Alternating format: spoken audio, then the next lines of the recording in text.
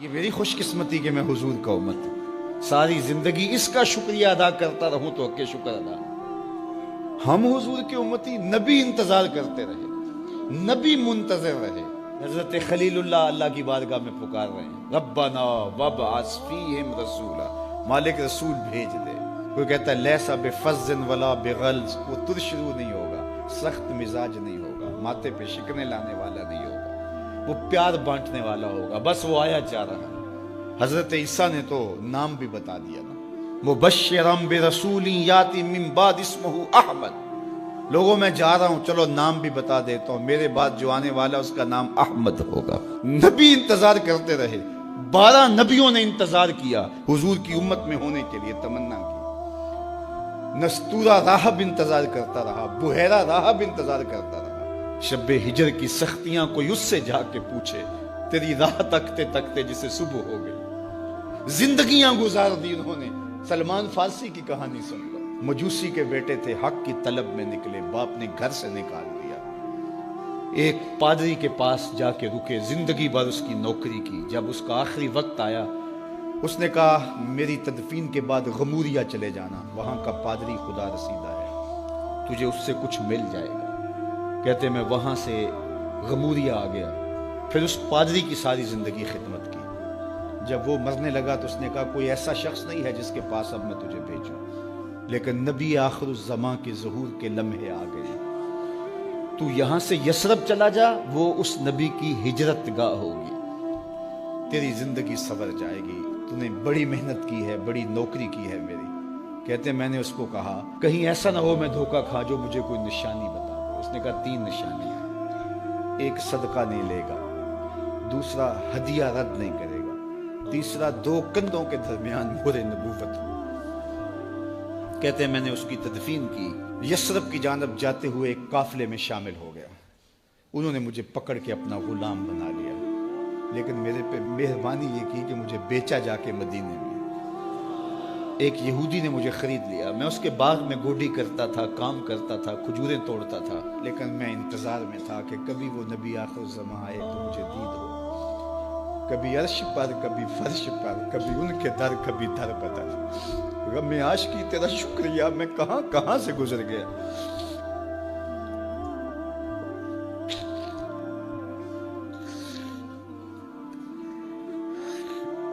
کہتے ہیں ایک دن میں اپنے باغ میں کھجوریں توڑ رہا تھا کہ ہواؤں میں مستی پیدا ہو گئی اور ہر سمت سے طلع البدر علینا کی صدائیں گونجنے لگی۔ میں سمجھ گیا کہ وہ لمحے آ گئے، میں نے چھلانگ لگا دی اور دوڑ پڑا۔ میرے آقا نے سمجھا شاید غلام بھاگ گیا، اس نے دوڑ کے مجھے پکڑ لیا۔ میں نے اس کو کہا کہ میں نوکر تیرا ہی ہوں، لیکن دل نوکر کسی اور کا ہے، میں بھاگوں گا نہیں، مجھے جانے دے۔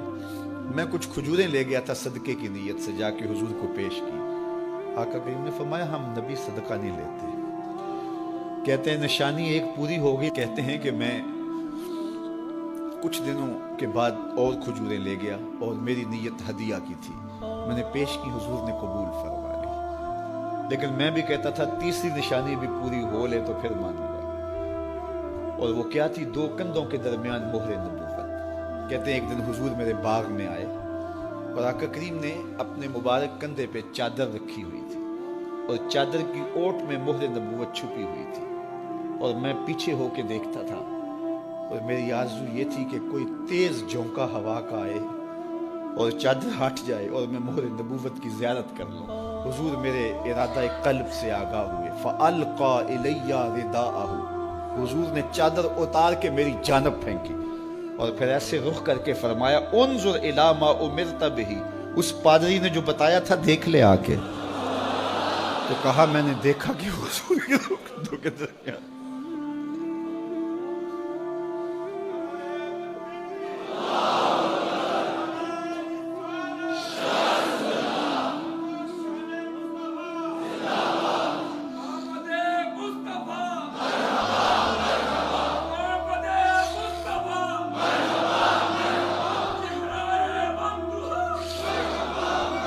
شب ہجر کی سختیاں کوئی اس سے جا کے پوچھے، تیری راہ تکتے تکتے جسے صبح ہو گئی۔ ہم نے تو کوئی انتظار نہیں کیا نا، ہم نے تو کوئی دکھ نہیں سہا، ہم سوئے تھے مقدر جاگ اٹھے. ہمارے والد مسجد سے مولوی صاحب کو بلا لائے. انہوں نے کان میں آ کے کہا مبارک ہو تو حضور کا نوکر بن کے آ رہا. میرے والد گرامی ایک شعر جھوم کے پڑھا کرتے تھے, محمد جانے جانا ہے پیغمبر ہو تو ایسا ہو, رسولوں کی بشارت سے مبشر ہو تو ایسا ہو, امر توقیر کا سب کو موکر ہو تو ایسا ہو, کیا ہم کو غلام ان کا مقدر ہو تو ایسا ہو. میں اپنے مقدر پہ قربان نہ جاؤں, آپ اپنے مقدر پہ نثار نہ جائیں. ہمیں وہ نبی ملا جو نبیوں کا نبی. بنو سعد کے مقدر بھی جاگ اٹھے. اللہ اکبر, کیا وہ خوش نصیب وادیاں تھیں, کیا وہ خوش بخت پہاڑ تھے بنو سعد کے, جہاں حضور نے زندگی کے ابتدائی سال گزارے. اللہ اکبر. حضرت حلیمہ سعدیہ کہتی ہیں جب میں حضور کو گھر لے گئی تو میرے گھر میں روشنیاں آ گئیں.